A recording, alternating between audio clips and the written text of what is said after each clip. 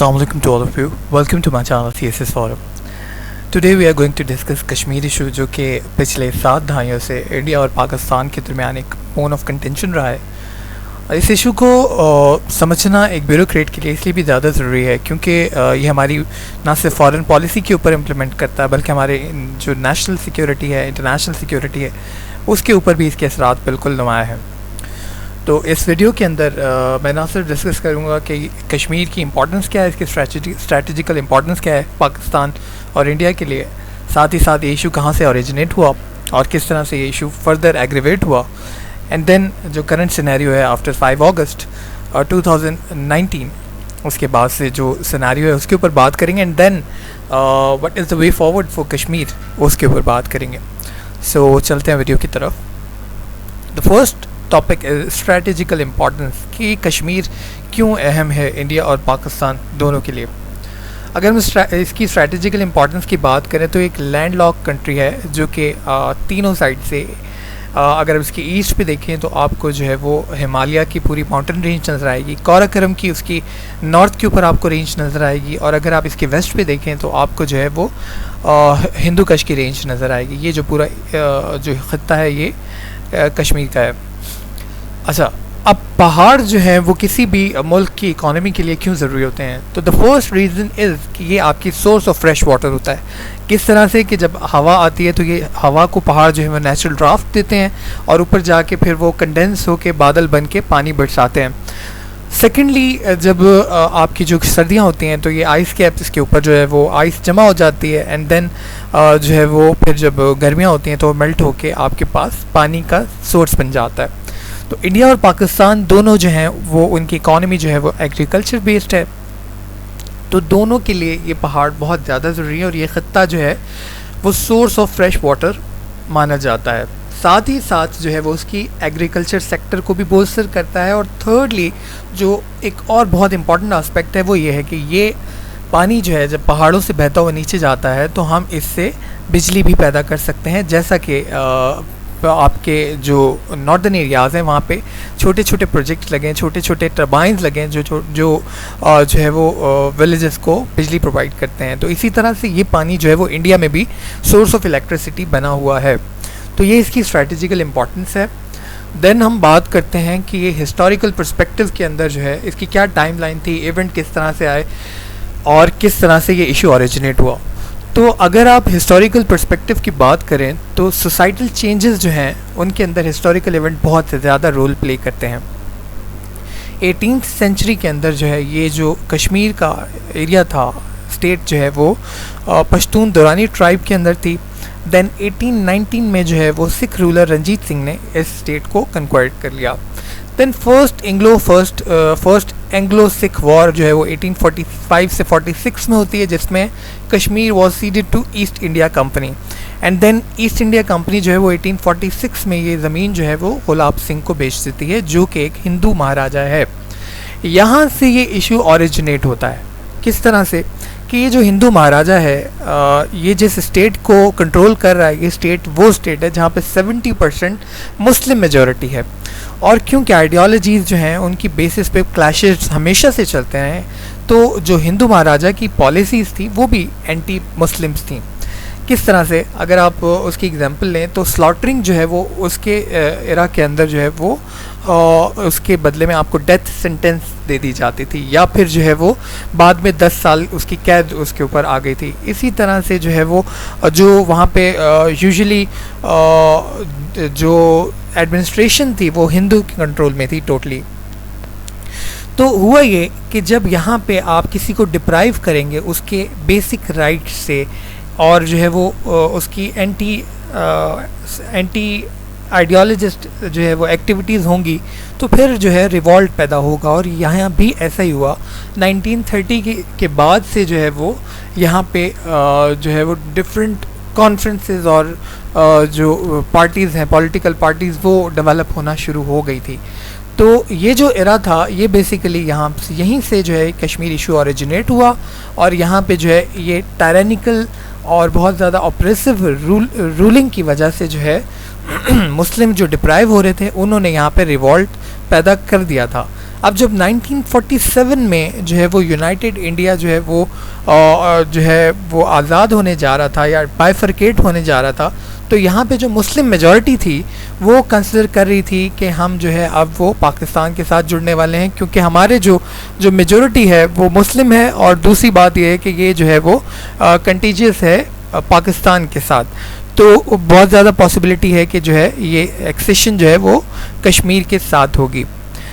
अब हुआ क्या कि जब जो आपके लेगेसी जो है, जो पार्टीशन की लेगेसी है, अगर उसको आप देखें, जो की एस्पेक्ट समझा जाता है, तो वो ये है कि जब पार्टीशन होने वाला था तो सब कॉन्टिनेंट जो है उसमें 562 प्रिंसली स्टेट्स थी जो कि डायरेक्टली ब्रिटिश माउंटेसी के अंदर आती थी, और ब्रिटिश ने ये डिसाइड किया कि जब आपकी पार्टीशन होगा तो ये स्टेट्स जो इनकी मर्ज़ी है, आया ये पाकिस्तान को ज्वाइन करें या ये इंडिया को ज्वाइन करें।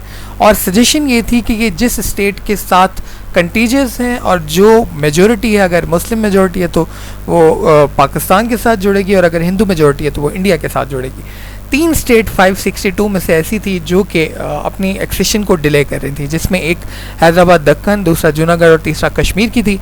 हैदराबाद दक्कन और जूनागढ़ जो है वो हिंदू मेजॉरिटी स्टेट्स थी जो मुस्लिम रूलर के अंडर थी, और जो इंडिया ने जो है वो मिलिट्री इंटरवेंशन से कंट्रोल कर ली थी सितंबर 1947 और सितंबर 1948 में। अब कश्मीर की अगर बात करें तो कश्मीर का इशू भी जो है वो एक्सेशन डिले हो रही थी। अब जब एक्सेशन डिले हुई और यहाँ से मुस्लिम का रिवॉल्ट जो है वो दिन ब दिन बढ़ता चला गया, तो हिंदू महाराजा जो था उसने जो है वो वहाँ से उसको ख़तरा लाहक हुआ, तो उसने जो है वो इंडिया से जो है वो हेल्प मांगी कि हमें जो है वो मिलिट्री हेल्प दी जाए ताकि ये जो रिवॉल्ट यहाँ पे पैदा हो गया है उसको कंट्रोल किया जाए। साथ ही वहाँ से जो आउटस्कर्ट में जो है वो जो मुस्लिम ट्राइब्स थे वो भी जो है वो कश्मीर की सराउंडिंग में आ चुके थे। तो हुआ ये कि इंडिया ने जो है वो डिक्लेयर किया कि जी हमारे पास एक्सेशन, इंस्ट्रूमेंट ऑफ एक्सेशन है, और उसकी बुनियाद पे उन्होंने अपनी मिलिट्री इंटरवीन करवा दी, और यहाँ से जो है वो मुस्लिम्स भी जो है वो कश्मीर के अंदर चले गए। तो अब वहाँ पे जो है वो रिवॉल्ट पैदा हो गया, दोनों की कन्फ्रंटेशन हुई। कन्फ्रंटेशन के बाद फर्स्ट आपकी इंडिया पाकिस्तान जो वॉर है वो भी स्टार्ट हो गई। तो ये इंडिया का स्टांस था कि वो सबसे पहले जो है वो अपने इस इशू को यूनाइटेड नेशन में लेकर गया कि भाई इस इशू को जो है वो रिजॉल्व करवाया जाए।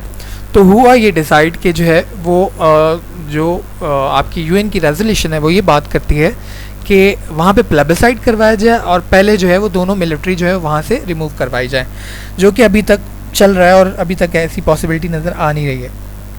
तो ये तो थी legacy. Then right of self determinant, जब यहाँ पर जो है वो आपकी इंडिया ने जो है वो इंटरवीन कर लिया, तो with the passage of time जो है यहाँ पे जो शहरी थे उनका जो सेल्फ डिटर्मिनेंट का राइट था वो ऑप्रेस होता चला गया, सप्रेस होता चला गया, जिसकी वजह से जो है वो indigenous freedom of struggle start हो गई। डिफरेंट पॉलिटिकल पार्टीज़ जो हैं, डिफरेंट एक्टिविस्ट जो हैं वो वहाँ पे एक्टिव हो गए, और वो जो है indigenous freedom of struggle start हो गई, और करते करते ये इवेंट जो है एक इंटरनेशनली रिकग्नाइज्ड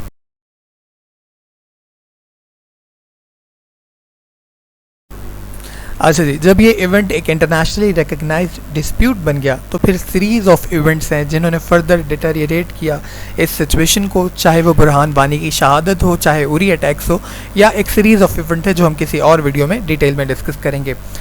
बहरहाल होते चले गए इवेंट्स, और फिर एक दिन 5 अगस्त 2019 को आर्टिकल 370 रिवोक्ड हो जाता है। अब ये आर्टिकल 370 क्या है?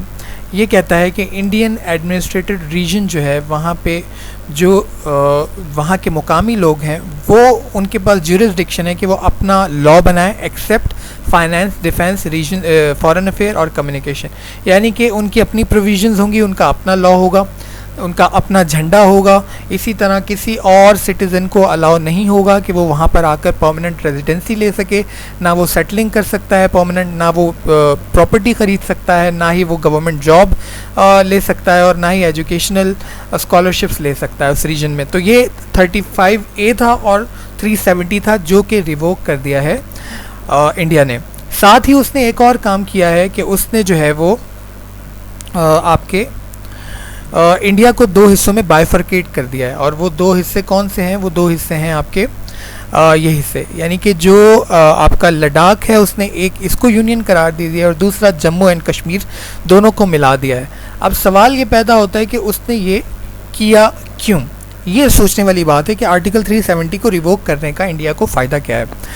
तो पहली चीज़ तो ये है कि डेमोग्राफिक कैरेक्टर जो है वो चेंज हो जाएगा इससे। कैसे कि पहले जो है वो जिन इंडियन रेजिडेंट्स को वहाँ अलाउ नहीं था, अब वो आके वहाँ रेजिडेंसी भी ले सकते हैं और वहाँ पे जो है वो आबादी कर सकते हैं, इंडियन हिंदू मेजॉरिटी बढ़ा सकते हैं।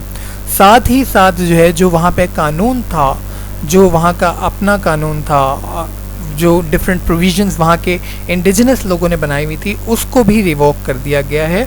अब जो है ऑटोमेटिकली इंडियन लॉ जो है वो वहाँ पे इम्प्लीमेंट होता है। अच्छा, अब हम बात करते हैं इसके पॉसिबल सॉल्यूशंस क्या हैं। तो द फर्स्ट सॉल्यूशन जो रिकमेंड किया जाता है, यूएन रेजोल्यूशन की तरफ से रिकमेंड किया गया, the plebiscite option. Plebiscite option क्या कहता है कि जी आप जो है वो वहाँ से मिलिट्री जो है, इंडिया और पाकिस्तान दोनों जो है वो मिलिट्री वहाँ से निकाल लें अपनी, और उसके बाद जो एक प्लेबिसाइड करवा दिया जाए और जो वहाँ की मेजॉरिटी कहती है वो वहाँ पे कर दिया जाए। चाहे वो मुस्लिम जो पाकिस्तान के साथ शामिल होना चाहते हैं तो भी ठीक है, और अगर इंडिया के साथ शामिल होना चाहते हैं तो भी ठीक है। सेकंड ऑप्शन जो है वो है पार्टीशन का ऑप्शन। वो क्या कहता है कि उसमें एक डिक्शन फार्मूला जो है ये बहुत कंसिडरेबल है, जो 1950s में जो है वो यूएन रिप्रेजेंटेटिव ने प्रेजेंट किया था। वो कहता है कि रीजनल प्लेबिसाइड करवा दो, आप इसके 4 हिस्से बना दो, ठीक है। लद्दाख अलग कर दो, जम्मू एंड कश्मीर अलग कर दो, जम्मू अलग, कश्मीर अलग, एंड देन जो गिलगित बल्तिस्तान है उसको अलग कर दो, और इन चारों रीजन में जो है वो अलग से रीजनल प्लेबिसाइड करवा दो, और फिर जो है वो रीजनल वहाँ पे स्टेट्स जो है वो डेवलप कर दो, पार्टीशन कर दो। अच्छा, उसके बाद जो है द स्टेटस को क्या कहता है? स्टेटस को सोल्यूशन जो है वो ये कहता है कि जैसा चल रहा है वैसा चलने दो। अच्छा, जैसा चल रहा है वैसा तो नहीं चल सकता। क्या चल रहा है कि ये जो लाइन ऑफ कंट्रोल है इसको परमानेंट जो है एक इंटरनेशनल बाउंड्री का नाम दे दिया जाए, ठीक है। जिससे क्या होगा कि ये जो खत्ता है ये टोटली इंडिया के पास आ जाए और ये पाकिस्तान के पास आ जाए, और ये जो डिस्प्यूटेड टेरिटरी है ये ख़त्म हो जाए। इसका नुकसान ये है, और ये एक अच्छा सोल्यूशन इसलिए भी नहीं है क्योंकि ये जो रीजन है यहाँ पे ठीक ठाक आबादी है मुस्लिम्स की। अब ये वाला जो रीजन है, अब ये जो मुस्लिम्स हैं ये फिर जो है हिस्ट्री को अगर हम देखें तो एक अच्छा एक्सपीरियंस नहीं रहा है जो कि हिंदू रूलर के अंडर रहा है, तो फिर जो है यहाँ पे जो है डिप्राइव किया जाएगा मुस्लिम्स को, और फिर जो है यहाँ पे रिवॉल्ट होगा। तो ये भी एक अच्छा सोल्यूशन नहीं है, और इंडिया इस हक में है कि ये वाला सोल्यूशन जो है वो हो जाए, जिस पे 60-70% जो ज़मीन है वो इंडिया के हक में चली जाए, और ये वाला पाकिस्तान के पास, और ये तो चाइना के कंट्रोल में है अक्साई चिन। अच्छा, then the independent option. Independence option जो है मेरी नज़र में बेहतरीन ऑप्शन है, क्योंकि इससे जो है वो कश्मीरियों को जो है वो सेल्फ डिटर्मिनेशन मिलेगी, और साथ ही जो है उनको उनके ह्यूमन राइट्स, पॉलिटिकल राइट्स सब कुछ मिल जाएंगे। लेकिन जो इसका एक फ्लॉ है वो ये है कि कुछ क्रिटिक्स हैं वो कहते हैं कि भाई यहाँ पे इतने रिसोर्सेज नहीं हैं कि ये अगर इंडिपेंडेंट स्टेट आप इसको बनाते हैं तो ये जो है ये कायम रह पाए। इसको डेफिनेटली इकोनॉमिक कॉपरेशन की नीड होगी, और ये जो है विदाउट कॉपरेशन जो है एग्जिस्ट नहीं कर सकती। देन एक आयरिश मॉडल है। आयरिश मॉडल क्या है? गुड फ्राइडे एग्रीमेंट है, आप इसको डिटेल में पढ़ें। इसने जो है वो 30 साल जो कॉन्फ्लिक्ट था आपके जो है वो एक रीजन है जो कि ग्रेट ब्रिटेन और नॉर्दर्न आयरलैंड का जो रीजन है उसके अंदर कॉन्फ्लिक्ट था ग्रेट ब्रिटेन और आयरलैंड के दरमियान। तो इस कॉन्फ्लिक्ट को ख़त्म किया। कैसे ख़त्म किया? कि इन्होंने जो है वो वहाँ पे जो है कंसेंट के साथ जो है वो डिफरेंट रीजन में जो है वो गवर्नमेंट दे दी कंसेंट के साथ। वही प्लेबिसाइड का एक मॉडिफाइड फॉर्म कह लें, लेकिन इस केस को आप डिटेल में स्टडी करें क्योंकि इसने 30 ईयर ऑफ डिस्प्यूट जो है वो ख़त्म किया है ग्रेट ब्रिटेन और आयरलैंड के दरमियान। तो ये भी एक अच्छा ऑप्शन हो सकता है।